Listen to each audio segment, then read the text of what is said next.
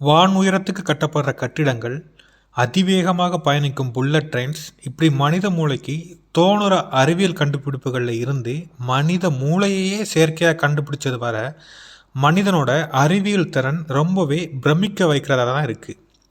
இப்படி மனிதனோட அறிவியல் சாதனைகள் எல்லாமே வெற்றி அடைஞ்சிருக்கான்னு கேட்டால் இல்லைன்னு தான் சொல்லணும். மனிதன் தன்னோட அறிவியல் அறிவால் இயற்கையோட மோதுறப்போ பாதி நேரமும் இயற்கை தான் ஜெயிச்சதுன்னு கண்டிப்பாக சொல்லி ஆகணும். இதுக்கு சிறந்த உதாரணமாக நம்ம ஜப்பானை தான் சொல்லணும். கிட்டத்தட்ட 20 பில்லியன் அமெரிக்க டாலர்களை கடலுக்கு அடியில் மூழ்கடிச்சிட்டு வராங்க நம்ம ஜப்பான் அரசாங்கம். இதை பற்றி தான் இந்த வீடியோ ஃபுல்லாக சொல்ல போகுது. ஸோ சப்ஸ்கிரைப் பண்ணிவிட்டு வீடியோவை பார்க்க ஆரம்பிக்கலாம். ஜப்பானில் இருக்க ஒசாக்கா பேன்ற இடத்துல அமைஞ்சிருக்கிற கான்சாய் இன்டர்நேஷ்னல் ஏர்போர்ட் முழுக்க நீருக்கு மேலேயே கட்டப்பட்டிருக்கு. இந்த ஏர்போர்ட் ஜப்பானிய இன்ஜினியர்களின் சாதனைகள்னு சொல்லலாம். ஆனால் இதில் ஒரு சோகம் என்னென்னா, அந்த கான்சாய் இன்டர்நேஷ்னல் ஏர்போர்ட் கொஞ்சம் கொஞ்சமாக கடலுக்கடியில் மூழ்கிக்கிட்டு இருக்குது. 20 பில்லியன் அமெரிக்கன் டாலர்கள் செலவில் கட்டப்பட்ட இந்த ஏர்போர்ட்டை நீருக்கு அடியில் போகாமல் தடுக்கிறதுக்காகவே ஜப்பான் அரசாங்கம் இப்போ வர 12 மில்லியன் அமெரிக்க டாலர்கள் செலவிட்டிருக்கு. ஆனாலும் எந்த பயனும் இல்லைன்னு தான் சொல்லி ஆகணும். சரி, தெளிவாக பார்க்கலாம். ஜப்பானோட மிகப்பெரிய இன்டர்நேஷ்னல் ஏர்போர்ட்டான இட்டாமி இன்டர்நேஷ்னல் ஏர்போர்ட் மக்கள் தொகை அதிகமாக கொண்ட இட்டாமி நகரத்தில் இருந்ததாலும் மிகப்பெரிய கட்டிடங்கள் ஏர்போர்ட்டை சுற்றி இருந்ததாலும் ஜப்பான் அரசாங்கம் ஊருக்கு ஒதுக்குப்புறமாக இருக்க கடற்கரை நகரமான ஒசாக்கா பேயில் ஏர்போர்ட்டை கட்ட தீர்மானிக்கிறாங்க. இதுக்காக கிட்டத்தட்ட 4.5 கிலோமீட்டர் நீளத்துலையும் 2.5 கிலோமீட்டர் அகலத்துலையும் செயற்கையாக ஒரு தீவை கட்டி அது மேலே ஏர்போர்ட்டை கட்ட முடிவு பண்ணுறாங்க ஜப்பானியை சேர்ந்த டாப் இன்ஜினியர்ஸ். ஏர்போர்ட் கட்டுறதுக்காக தேர்ந்தெடுக்கப்பட்ட அந்த இடம் அளவுக்கு அதிகமான நிலநடுக்கமும் மிக வேகமாக புயலும் வீசுகிற இடம். அது மட்டும் இல்லாமல் கடலுக்கடியில் ரொம்பவே ஈரத்தை உறிஞ்சி வச்சுக்கிற மண் நிறைஞ்ச இடம். அப்படின்னா அந்த மண்ணோட உறுதித்தன்மையில் கிட்டத்தட்ட 70% அந்த மண் தண்ணியை மட்டுமே உறிஞ்சி வச்சுக்குமா. இப்படிப்பட்ட சதுப்பு மண்ணான அது ரொம்பவே உறுதி இழந்த மண்ணாக காணப்பட்டது. இதுக்காக மில்லியன் கணக்கில் செலவு செஞ்சு கடலுக்கடியில் வடிகால்களை அமைச்சு மண்ணை நிரப்பி அந்த கடல் மண்ணோட உறுதித்தன்மையை அதிகப்படுத்தியிருக்காங்க ஜப்பானிய இன்ஜினியர்ஸ். கடலுக்கு அடியில் கடல் தண்ணி உள்ளே வராமல் இருக்க ஏர்போர்ட் கட்டுறதுக்கான தீவை சுற்றிலும் தடுப்பு சுவர்களை கட்டுறதுக்கான முதல் முடிவை எடுக்கிறாங்க ஜப்பானிய இன்ஜினியர்ஸ் டீம். தடுப்பு சுவர் கட்டுறதுக்காக கடலுக்கு அடியில் சுமார் 21 மில்லியன் கனமீட்டர் அளவுக்கு பாறைகளை குடஞ்சி எடுத்திருக்காங்க. மொத்தமாக கடல் பரப்பில் 180 மில்லியன் கனமீட்டர் அளவுக்கு இந்த செயற்கை தீவை கட்டி முடிக்கிறாங்க ஜப்பானியர்கள். 1987 இருந்து 1989 வரை கிட்டத்தட்ட 3 ஆண்டுகளாவது இந்த தீவை முழுசாக கட்டி முடிக்க. இதுக்காக 10,000 வேலையாட்கள், 80 சரக்கு கப்பல்கள், 10 மில்லியன் மேன் ஹவர்ஸ் எடுத்துக்கிறாங்க இந்த தீவை கட்டி முடிக்க. அடுத்ததாக கடற்கரையையும் கடலுக்கு உள்ளே இருக்க இந்த தீவையும் இணைக்கிறதுக்காக 1990 3 கிலோமீட்டர் நீளம் கொண்ட மிகப்பெரிய பாலம் ஒன்றை கட்டுறாங்க. இப்படி ஏர்போர்ட் கட்டுறதுக்காக தீவும் கட்டி முடிச்சுட்டாங்க. தீவை இணைக்கிறதுக்காக ஒரு பாலமும் கட்டி முடிச்சுட்டாங்க. அடுத்த கட்டமாக ஏர்போர்ட் கட்டுறதுக்கான டெண்டர் விடப்படுது. அதாவது ஏர்போர்ட் கட்டுறதுக்காக ஏலம் விடப்படுது. ஏர்போர்ட் கட்டுறதுக்கான வேலையும் வெற்றிகரமாக ஆரம்பிக்கப்படுது. இதுக்கப்புறமா தான் ஜப்பானிய இன்ஜினியர்ஸ்களுக்கு மிகப்பெரிய சவாலே காத்துட்ருக்கு. தீவோட மேலே கட்டுமானம் கட்டுறதுக்காக பயன்படுத்தப்படுற பொருட்களின் கனத்தால் அந்த தீவு கொஞ்சம் கொஞ்சமாக மூழ்க ஆரம்பிக்குது. சுமார் 5.7 மீட்டர் வரை தான் மூழ்கும். அதாவது 18 அடி 8 அங்குலம் வரை தான் மூழ்கும்னு கணிக்கிறாங்க ஜப்பானிய இன்ஜினியர்ஸ்.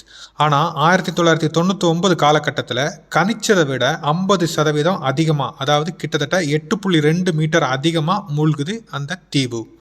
கிட்டத்தட்ட 20 வருட திட்டமிடல், 3 வருட கட்டுமானம், சுமார் 15 பில்லியன் US செலவுன்னு அந்த காலத்திலேயே மிகப்பெரிய இன்வெஸ்ட்மெண்ட்டாக மாறுது இந்த கான்சாய் இன்டர்நேஷ்னல் ஏர்போர்ட்டோட கட்டுமானம். இப்படி இந்த தீவு கடலுக்குள்ள மூழ்கிறத ஈடு செய்கிற விதமாக ராட்சத அளவிலான ஃப்ளெக்சிபிள் இரும்பு தூண்கள், அதாவது வளையும் தன்மை கொண்ட ஸ்ப்ரிங் டைப்பான இரும்பு தூண்கள் அந்த ஏர்போர்ட் பில்டிங்கை சுற்றி வைக்கப்படுது. இப்படி இந்த சவால்களெல்லாம் கடந்து 1994 கான்சாய் இன்டர்நேஷ்னல் ஏர்போர்ட் வெற்றிகரமாக துறக்கப்படுது. ஜப்பானிய இன்ஜினியர்ஸ்களின் 20 வருட திட்டமிடல் காரணமாக ஏர்போர்ட் மிக வெற்றிகரமாக ஒரு பெரிய பூகம்பத்தையும் ஒரு புயலையும் தாண்டி நிலைச்சு நிற்குது. இது ஒரு சாதனைன்னு கூட சொல்லலாம். 1995 ஜப்பானையே தலைகீழாக ஆக்கின ஒரு இயற்கை பேரிடர் தான் ஹன்ஷின் நிலநடுக்கம். இந்த சக்தி வாய்ந்த நிலநடுக்கத்தினால ஹான்சு தீவை சார்ந்த சுமார் 6434 மக்கள் கொல்லப்பட்டாங்க. இந்த அகோர இயற்கை பேரிடர்களையும் நம்ம கான்சாய் இன்டர்நேஷ்னல் ஏர்போர்ட்டுக்கு ஒன்றுமே ஆகலைன்றது தான் ஜப்பானிய இன்ஜினியர்களின் சாதனை. இப்போ இந்த ஏர்போர்ட்டுக்கு ஒன்றுமே ஆகாமல் இருந்ததுக்கான காரணம் அங்கே அவங்க பயன்படுத்தின வளைந்து கொடுக்கும், அதாவது ஃப்ளெக்சிபிளான இரும்பு தூண்கள் தான் காரணம்னு சொல்கிறாங்க.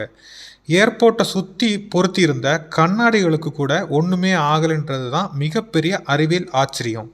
சரி, அப்போ ஏன் வீடியோவோட தொடக்கத்தில் அறிவியல் படைப்புகள் என்னதான் வளர்ந்தாலும் இயற்கைக்கு முன்னாடி தோத்து தான் போகுதுன்னு சொன்னேன் அப்படின்னு நீங்கள் கேட்டிங்கன்னா அதுக்கும் ஒரு காரணம் இருக்குது. 1995 மிகப்பெரிய நிலநடுக்கத்தை தாங்கி கடந்து வந்த நம்ம கான்சாய் இன்டர்நேஷ்னல் ஏர்போர்ட் 2018 செப்டம்பர் மாதம் தடையே இல்லாமல் செப்டம்பர் வரை வெற்றிகரமாக இயங்கி வந்துச்சு. அப்படி இருக்கிறப்போ செப்டம்பர் 4, 2018 ஜப்பானை தாக்கின ஜேபி புயல் கான்சாய் இன்டர்நேஷ்னல் ஏர்போர்ட்டை இருந்த தீவை நீருக்கடியில் மூழ்கடிச்சிச்சு. ஏர்போர்ட் இருந்த தீவு மொத்தமாக நீருக்கடியில் கொஞ்சம் கொஞ்சமாக மூழ்க ஆரம்பிச்சிது. ஏர்போர்ட்டை சுற்றிலும் மழை தண்ணி தேங்கி ரன்வே மொத்தமாக நீரால் நிரம்பப்பட்டது. இப்படிப்பட்ட கோர புயல் அங்கே உள்ள நிறுத்தி வச்சிருந்த ஃப்ளைட்டோட இன்ஜின் ஃபுல்லாகவே தண்ணி நிறைஞ்சி மிகப்பெரிய பொருட்சேதம் ஏற்படுத்துச்சு. அது மட்டும் இல்லாமல் கான்சாய் ஏர்போர்ட் இருந்த தீவையும் கரையையும் இணைக்கிற அந்த மிகப்பெரிய பாலம் ஒன்று இருக்குல்ல, அந்த பாலமும் வீசின புயல் காத்தால் கண்டெய்னர்கள் மோதி மிகப்பெரிய சேதம் ஏற்பட்டுச்சு. இதனால் ஏர்போர்ட்டுக்கு உள்ளே தங்கி இருந்தவங்க வெளியே வர முடியாமல் உள்ளேயே மாட்டிக்கிட்டு தவிச்சாங்க. செப்டம்பர் 4 தாக்க இந்த புயல் செப்டம்பர் 6 வரை எந்தவொரு விமானங்களும் இயக்கப்படாமல் தொடர்ந்து 2 நாள் அந்த ஏர்போர்ட்டை முடக்கி போட்டது. செப்டம்பர் 2க்கு அப்புறமும் இன்டர்நேஷ்னல் சேவையை தொடங்காமல் ஜப்பானுக்கு உள்ளேயே உள்நாட்டு சேவையை மட்டும்தான் தொடங்க முடிஞ்சிச்சு இந்த ஜப்பான் அரசாங்கத்தால். தொடர்ந்து மிக வேகமாக மீட்பு நடவடிக்கை நடத்தப்பட்டு செப்டம்பர் 18க்கு அப்புறமா தான் கான்சாய் விமான நிலையம் தன்னோட இயல்பு நிலைமைக்கு திரும்பிச்சு. வழக்கம் போல் தன்னோட சேவையை வெற்றிகரமாக நடத்திட்டு வந்துச்சு. இப்போ இந்த காலத்தில் உலகத்தில் இருக்கிற ஒரு சில நாடுகள் கடலை நிரப்பி கட்டுமானங்கள் கட்டுற தொழில்நுட்பத்தை பயன்படுத்திட்டு வராங்க. ஆனால் இதுக்கெல்லாம் முன்னோடி 1980களிலேயே ஜப்பான் இந்த தொழில்நுட்பத்தை பயன்படுத்தி அதை கண்டுபிடிச்சி வெற்றிகரமாக நடத்திக்கிட்டு வந்தாங்க. மீன்ஸ் கட்டுமானங்களை கட்டிக்கிட்டு வந்தாங்க. இந்த வீடியோ ரொம்பவே இன்ட்ரெஸ்டிங்காக இருந்துச்சுன்னு நம்புகிறேன். இதே மாதிரி இன்னும் இன்ட்ரெஸ்டிங்கான வீடியோ போடுறதுக்கு ஊக்கமாக சேனலை சப்ஸ்கிரைப் பண்ணிடுங்க. அடுத்தடுத்த வீடியோ கண்டிப்பாக நான் அப்லோட் பண்ணுவேன்.